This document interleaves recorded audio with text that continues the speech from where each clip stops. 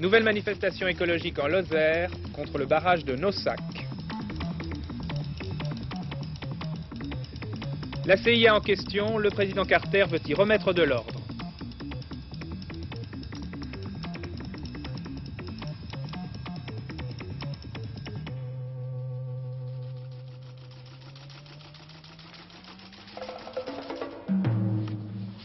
Bonsoir. Pour commencer ce journal, nous allons vous présenter un document tout à fait exceptionnel.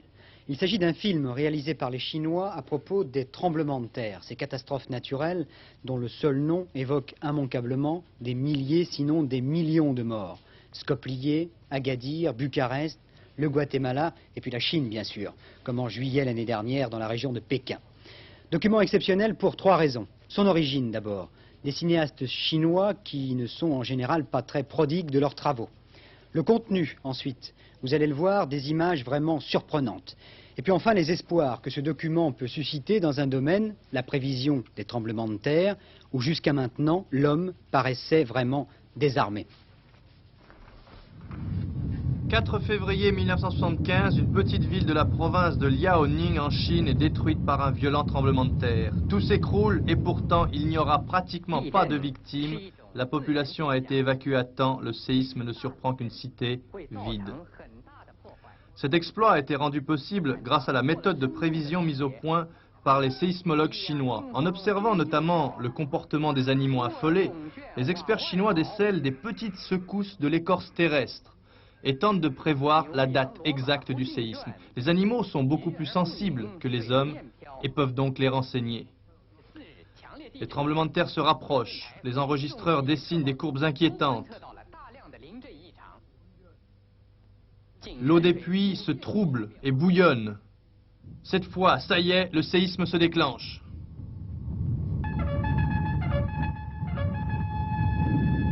Mais l'intervention est immédiate car préparée de longue date.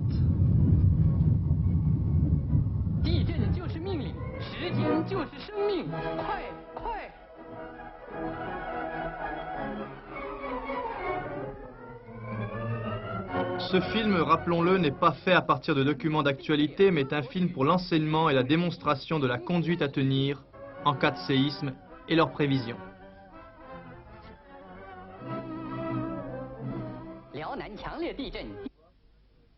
Arun Taziev, ces images que nous venons de voir, c'est une prévision d'un tremblement de terre en Chine. Vous y croyez vraiment? Oui, j'y crois tout à fait, bien sûr. Il n'y a pas de raison de douter de ce que les sismologues chinois nous ont raconté il y a 2 ans et demi. Mais il faut bien limiter la portée de la chose. C'est un immense succès, mais c'est un succès qui n'est dû qu'à des circonstances exceptionnellement favorables qui ont permis d'interpréter, d'abord de déceler et ensuite d'interpréter les signes avant-coureurs du tremblement de terre. Pourquoi? Il n'y a pas toujours des signes avant-coureurs? Non, malheureusement, il n'y en a pas toujours et ils sont souvent ininterprétables. Ici, les circonstances ont permis une convergence de signes qui ont donné aux scientifiques chinois la possibilité de prévoir. C'est une fois sur des milliers. Donc on ne peut pas du tout dire que l'on a trouvé une la méthode. Oui, vous pensez là au tremblement de terre de juillet il y a 1 an qui a fait près de 700 000 à 1 million de morts. C'est ça, le tremblement de terre le plus meurtrier de l'histoire a suivi de quelques mois le tremblement de terre prévu. Et là, les Chinois n'avaient rien prévu. Et là, ils n'ont rien prévu et il y a eu des quantités de tremblements de terre. La Chine est un des pays les plus secoués par les séismes qui soient au monde et tous les grands tremblements de terre dépassant 200 000 morts, il y en a eu plusieurs, c'est en Chine qu'ils se sont produits. Que les Chinois ont ajouté aux méthodes purement scientifiques utilisées par le monde occidental, soviétique compris, c'est de faire participer au maximum la population elle-même. Ce qui, entre autres choses, a donné comme résultat que la population participant, quand le pronostic est faux, ce qui arrive donc 999 fois sur 1000, voire plus, la population qui joue le jeu, puisqu'elle y participe, l'admet très bien. Tandis que chez nous, on fait le contraire. On traite la population en mineur, on lui ordonne ou on lui interdit. Vous voyez ce qui s'est passé à la Guadeloupe l'année dernière, et la population passive, traitée en enfant débile, réagit de façon mauvaise, quoi.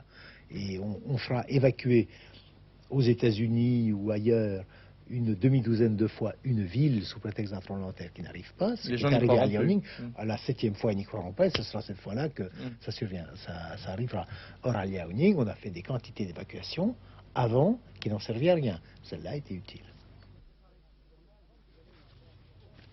Avant de préparer ce journal, je suis allé faire des courses pour le dîner de ce soir. Tomates et laitue pour une petite salade, et puis des pêches aussi pour le dessert. Apparemment, pendant tous ces derniers jours, et en juillet en particulier, tout le monde n'a pas fait comme moi. Malheureusement, tomates et pêches sont la plupart du temps restées sur les étalages. En chiffres, on en a consommé près d'un tiers de moins que l'année dernière. Cela inquiète les professionnels, évidemment, qui voudraient bien comprendre pourquoi cette baisse de consommation. Nous aussi, d'ailleurs. Voici l'enquête de Laurent Massardier et de Serge Mistret. Voilà, 14 alors 24, 48, ça nous fait 4 francs 10. Des pêches hors de prix et qui n'ont pas de goût, des carottes achetées à Rungis 5 francs le kilo et revendues 3 ou 4 fois plus cher, il y a vraiment, ainsi l'on peut dire, quelque chose de pourri au royaume des fruits et légumes. Résultat, en juillet, les ventes ont chuté de 30%, ce sont les professionnels qui l'affirment, et qu'on le veuille ou non, on dirait bien cette fois-ci que le consommateur se rebiffe.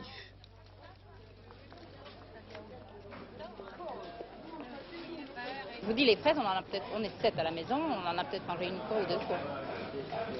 Et les cerises, les cerises, je crois qu'on a dû en manger qu'une fois. J'ai essayé de faire en sorte de ne pas acheter de fruits et de légumes qui dépassaient 10 francs le kilo. Alors ça a été très très difficile de trouver quelque chose qui ne dépasse pas 10 francs le kilo à une saison où on a envie de manger un peu des fruits. On dispose d'un certain budget et quand on a tout dépensé, on ne peut pas aller au-delà. Alors on dit que c'est le mauvais temps qui a baissé la production. Le mauvais temps, où c'est que vous avez vu ça, le mauvais temps? Il fait mauvais temps, il fait trop chaud, ou il gèle, il y a toujours quelque chose. Qui c'est qui le paye? C'est les ouvriers qui payent tout ça. Le ministère de l'économie distribuée. Moi, il vient voir avec moi, le ministre, on va acheter ensemble, il va se déguiser pour qu'on ne reconnaisse pas, puis après on verra. D'accord, merci. Moi, le blablabla de la télé. La baisse des ventes, écoutez, on pourrait dire aussi tout de même que les prix sont nettement plus élevés que l'année dernière. Ils sont plus élevés, chacun sait pourquoi, la production est moins importante. Donc les prix, effectivement, sont plus élevés. Alors, il y a certainement quand même, de la part des consommateurs, des achats moins importants. C'est une des raisons, mais je suis sûr que ce n'est pas la raison principale. Oui. Enfin, il y a certains producteurs qui disent tout bas que les détaillants auraient peut-être tendance à appuyer un peu trop sur les prix. Écoutez, alors là, je vous réponds très franchement. Je ne le pense pas que les producteurs puissent le dire. D'ailleurs, nous avons connu des difficultés, et ça je le souligne, des difficultés au niveau de la qualité des fruits cette saison, et notamment pour les pêches. Il n'y a pas que les pêches, il y a le reste du marché. Bien sûr, le ministère des Finances surveille toutes les marges bénéficiaires du producteur au détaillant, mais on ne peut pas surveiller tout le monde, y compris l'intermédiaire gourmand. Il y a maintenant un fait nouveau. Le producteur, tout comme un salarié, s'efforce à tout prix de maintenir son revenu. Quand le produit qu'il offre est de piètre qualité, comme c'est le cas cette année, il essaye quand même de tenir ses prix et même de les augmenter pour compenser ses pertes en production. Résultat, le marché ne suit plus. Mais revenons au consommateur, puisqu'en fin de compte, c'est lui qui décide d'acheter ou non.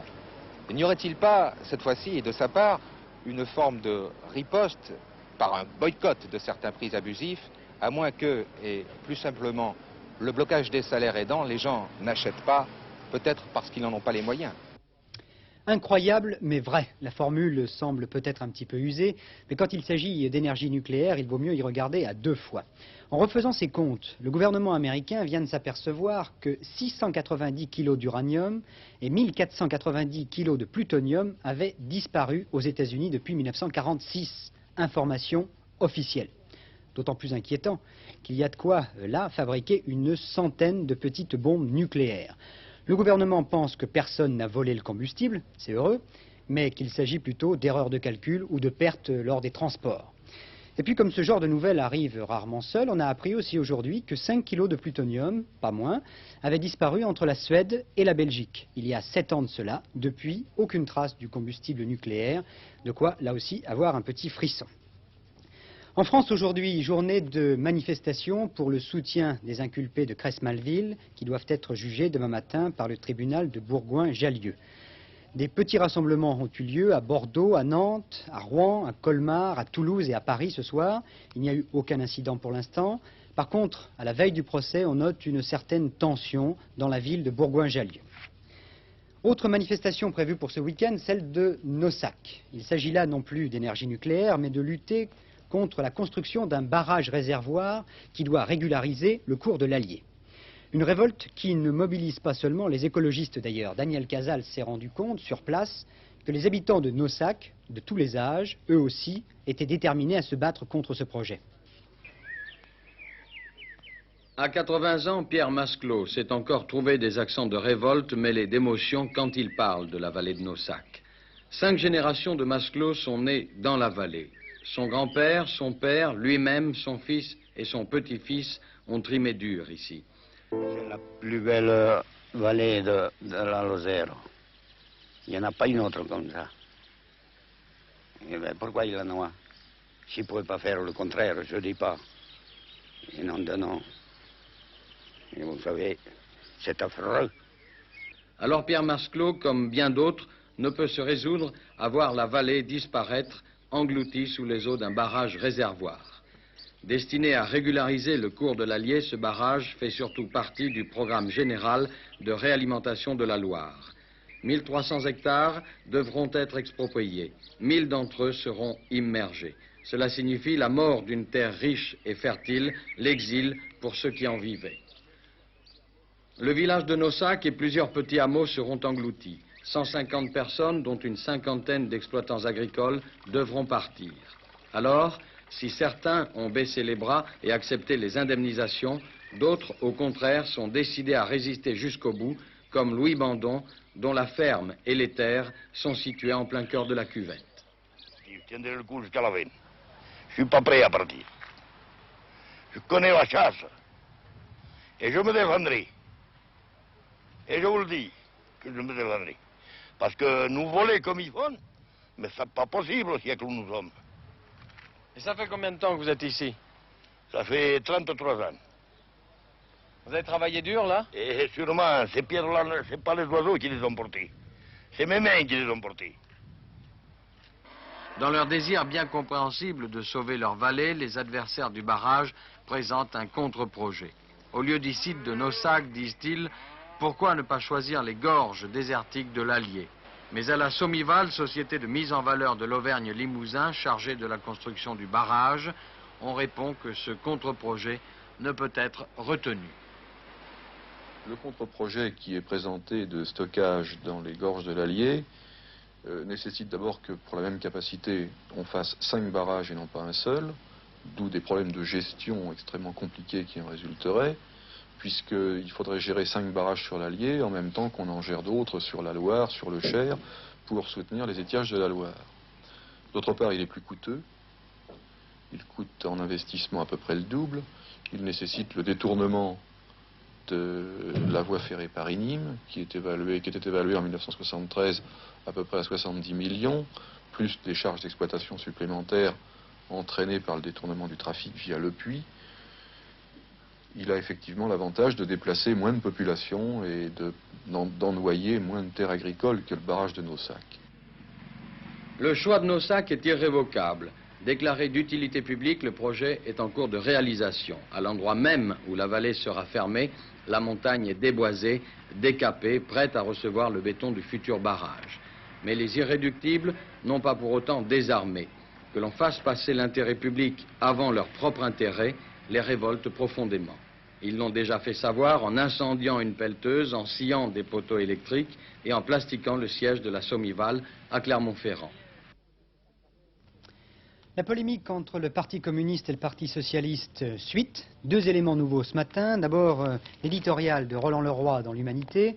Dans l'ensemble, le ton semble baisser, mais Roland Leroy note quand même qu'il subsiste encore entre les partis de gauche une divergence importante en ce qui concerne la défense. Le deuxième élément, c'est assez inhabituel pour être signalé, le dessin de Wolinski, toujours à la une de l'Humanité. Un dessin en forme de boutade à propos de François Mitterrand, mais un dessin très politique quand même. En fait, je vous lis le petit dialogue entre François Mitterrand en vacances répondant aux questions d'un journaliste. Monsieur Mitterrand, que pensez-vous de la force nucléaire française, dit le journaliste. On pourrait faire un référendum, répond Monsieur Mitterrand. Et des centrales nucléaires, j'avais pensé à un référendum. Et de la drogue, peut-être un référendum. Et que pensez-vous des référendums? Eh bien, il y a le pour et il y a le contre, répond M. François Mitterrand. Voilà pour le dessin de Wolinski. Noël Copin, tout cela amène quand même à des questions qui ont été évoquées cette semaine d'une façon plus ou moins précise, mais qu'il faut quand même bien poser. Première question, va-t-on vers la rupture entre communistes et socialistes? Eh bien, sincèrement, je ne crois pas à la rupture. Vous l'avez noté vous-même, le ton a baissé, mais ce n'est pas à vrai dire une preuve déterminante, parce qu'on peut s'attendre à de nouvelles tensions. Mais les tensions font partie de la négociation, et si on était un peu méchant et un peu ironique, on pourrait dire que cela fait partie du cinéma de la négociation. Je ne crois pas à la rupture, tout simplement parce que le PC, le PS et les radicaux de gauche sont forcés de s'entendre. Ils sont forcés de s'entendre par un mode de scrutin, le scrutin majoritaire, qui les a poussés à contracter une alliance électorale pour les élections de 67 et à signer un programme commun pour les élections de 1973. Ils ne peuvent pas revenir en arrière sans courir le risque de payer très cher ce retour en arrière, et il est certain que c'est celui qui aurait la responsabilité de la rupture qui paierait le plus cher cette rupture. Est-ce que les communistes veulent vraiment arriver au pouvoir? Je sais que c'est une question que l'on se pose de temps en temps en face de tel ou tel acte ou de telle ou telle déclaration, mais là aussi j'aurais une réponse assez nette. Je crois qu'ils veulent toujours accéder au pouvoir parce qu'autrement on ne peut pas expliquer la stratégie qui était la leur depuis une dizaine d'années, qui ne s'explique, je le crois, que par cette volonté d'arriver au pouvoir. Revenons un peu en arrière, il y a le programme commun lui-même, avec ce qu'il comporte, et en particulier la reconnaissance du principe démocratique de l'alternance au pouvoir. Et puis il y a eu le 22e congrès avec le rejet de la dictature du prolétariat, avec les critiques adressées à l'Union soviétique sur le plan des libertés. Et puis plus récemment, les deux évolutions très nettes dans le domaine de la politique européenne et dans le domaine de la politique de défense. Seulement, si le Parti communiste veut, je crois, toujours arriver au pouvoir, il l'a dit souvent, il ne veut pas y arriver dans n'importe quelles conditions, et en particulier, il ne veut pas, premièrement, être une force d'appoint du Parti socialiste, et deuxièmement, ce qui découle peut-être de la première, deuxièmement, il ne veut pas courir le risque de voir le Parti socialiste changer éventuellement de politique en arrivant au pouvoir, et je crois que c'est là que se situe une des difficultés principales de la négociation. On parle de tension à l'intérieur du Parti communiste. Vous pensez qu'il y en a? Alors, vraisemblablement, il doit y en avoir. Comment un grand parti comme le Parti communiste aurait-il pu mener une évolution comme celle qu'il a menée depuis quelques années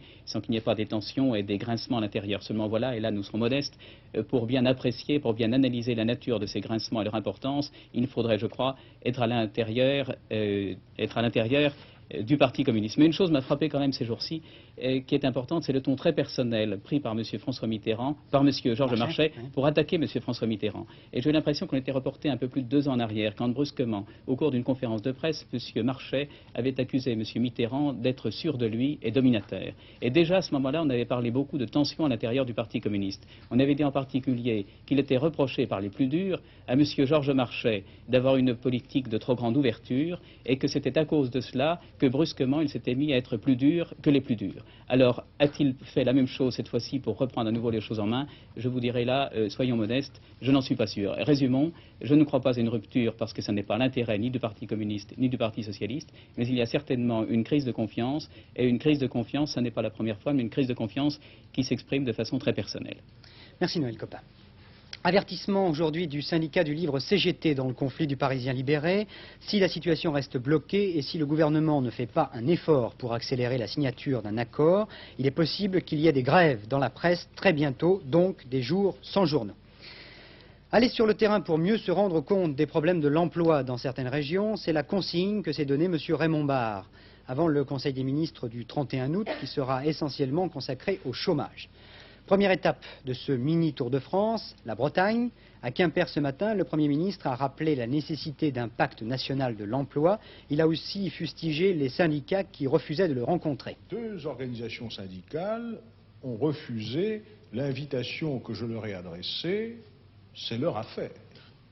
Mais je constate que ces 2 organisations syndicales se distinguent depuis quelques semaines par une attaque systématique contre le programme du gouvernement en faveur de l'emploi et notamment de l'emploi des jeunes. Je le regrette.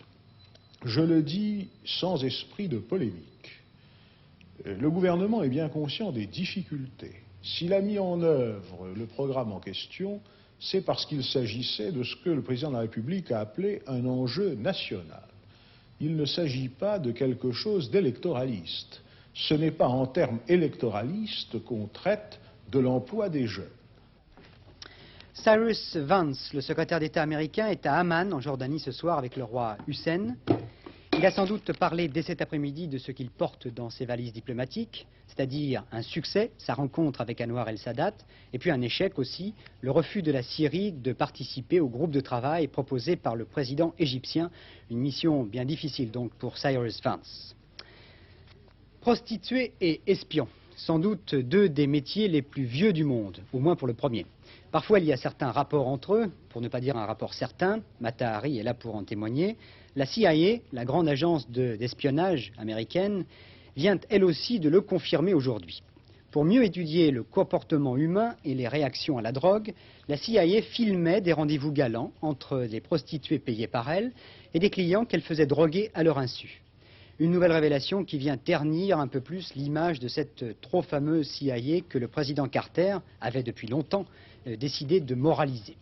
Pour être sûr du résultat, d'ailleurs, il a nommé l'un de ses camarades de promotion à la tête non seulement de la CIA, mais de tous les services d'espionnage américains. C'est donc l'amiral Stansfield Turner qui a été choisi par Jimmy Carter, son ancien camarade de promotion à l'école navale américaine, pour diriger l'ensemble des services de renseignement des États-Unis. Depuis que Carter l'a nommé à la tête de la CIA, Turner s'est attaché à assainir ses services et à améliorer l'image de marque de la CIA auprès du public américain. En effet, après le fiasco de la baie des Cochons, après le Watergate et le Chili surtout, le blason de la CIA avait sérieusement besoin d'être redoré. Coup sur coup, les Américains avaient appris que la CIA avait tenté à plusieurs reprises d'assassiner Fidel Castro en faisant appel à la mafia, que la CIA avait participé à l'espionnage et au cambriolage d'ennemis de Richard Nixon, que la CIA avait aidé au renversement du président Allende du Chili. Depuis, les révélations se suivent, paiement secret de millions de dollars au roi Hussein de Jordanie et à d'autres leaders étrangers, utilisation de prostituées et de drogues pour des études du comportement humain. Enfin, il y a quelques jours, on apprenait que depuis 25 ans, la CIA mène des expériences sur des cobayes humains pour trouver des moyens pour contrôler l'esprit humain. Pour ce faire, les chercheurs commandités par la CIA ont administré des drogues hallucinogènes comme le LSD à des malades d'hôpitaux psychiatriques, à des détenus et à des patients de cliniques privées. But de ces expériences, dérégler le cerveau pour troubler la mémoire, modifier les comportements et détruire le contrôle de l'individu sur son conscient. Autre temps, autre mœurs, êtes-vous punk? Bon, c'est facile à vérifier, vous vous mettez en face d'un miroir, si vous avez les cheveux courts, jaune, vert ou rouge, si vous avez une épingle ou un clou planté à travers la joue, si vous avez de petites croix nazies dessinées sur le front, bref, vous êtes un paumé et vous êtes un punk, c'est la traduction anglaise. Et si vous êtes punk, vous serez sans aucun doute ce soir ou demain à Mont-de-Marsan pour le premier festival de punk rock, la musique de ce nouveau phénomène social. Marginal, bien sûr, comme tous ces mouvements de révolte qui se sont succédés depuis les zazous, les rockers et les hippies. Avec le punk, la philosophie est simple, révolte intégrale, toujours plus loin dans la provocation. Le punk vient d'Angleterre. Claude Guénière, notre correspondant à Londres, a rencontré ces paumés, entre guillemets. Ils provoquent, par l'accoutrement et par le geste. Ce sont les punks. Punk, ça veut dire paumé, raté, minable. Autrefois, c'était une insulte. Aujourd'hui, être punk, avoir l'air taré, c'est une aspiration. Objectif, choquer. Et c'est un franc succès. Toute l'Angleterre se hérisse et renie ses enfants qui insultent la reine, bafouent les valeurs qui ont fait la Grande-Bretagne, ont le mépris aux lèvres, se rendent laids et sont aux yeux une provocation permanente.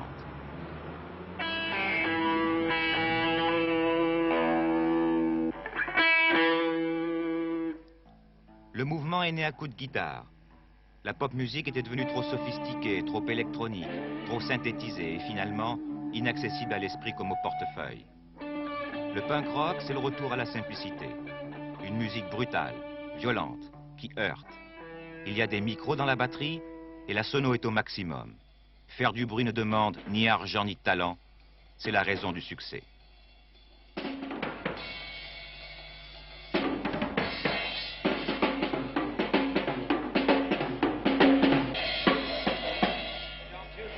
Too loud?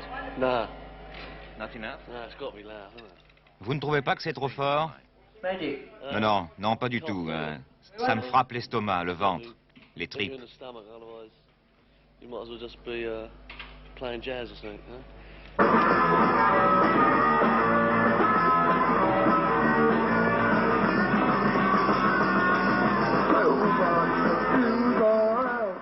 Ils crient qu'ils sont malades, que la société les fait vomir. Ils se percent les joues avec des épingles à nourrice. Ils portent des colliers de chien et s'entravent les genoux avec des chaînes.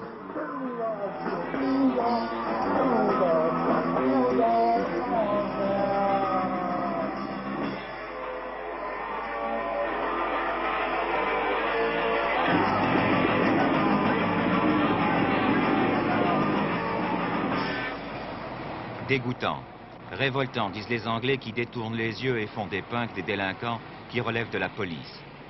Pour les punks, c'est le succès. L'hostilité des adultes nourrit le mouvement. Et ils sont chaque jour plus nombreux, cheveux rouges, verts ou bleus, vestes râpées, pantalons achetés aux puces, chaussures de tennis, à se donner des airs de chômeurs fatigués.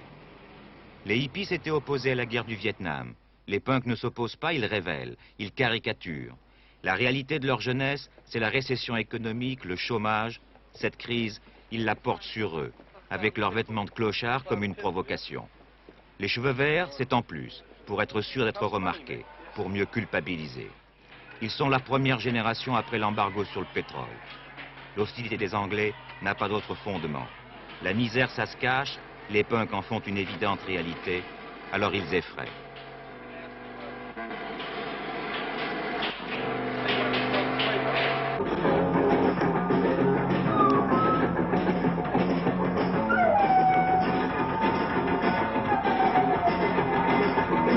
Et pourtant, tout cela n'est que postiche et simulacre. Les épingles sont glissées dans la bouche et ne percent pas. Les yeux sont maquillés de noir. Les habits sont des déguisements. Les croix gammées et les casquettes nazies, de nouvelles provocations.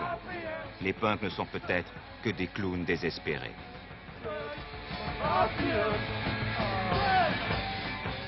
Sur un mur, j'ai vu un dessin d'enfant. Un autobus anglais à 2 étages. Un punk avait écrit « Direction n'importe où ». Et sur l'impérial, direction nulle part.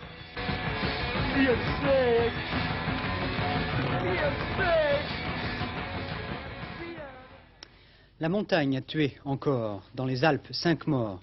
Une cordée de 4 alpinistes, dont un guide a dévissé près de Sixte, en Haute-Savoie. Et dans le massif du Mont-Blanc, un jeune alpiniste a fait aussi une chute mortelle. Au total, 30 alpinistes sont morts depuis le début du mois de juillet. 2 mots de la météo pour ce week-end. Samedi, le temps sera nuageux et brumeux sur les régions situées au nord d'une ligne La Rochelle-Strasbourg, ligne imaginaire bien sûr, avec des faibles pluies, surtout près des côtes et des frontières. Ensuite, de belles éclaircies se développeront de la Bretagne à la frontière belge. Dimanche, les nuages seront abondants près des côtes de la Manche, sur la Bretagne et la Vendée avec quelques pluies. Ailleurs, le temps restera ensoleillé, risque d'orage en Corse.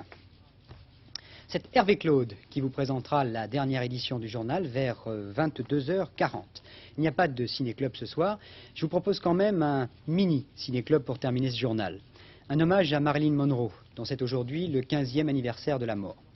Le 5 août 1962, Norman Jean Mortensen était retrouvée morte le matin dans sa chambre, près de son téléphone. Marilyn n'était plus.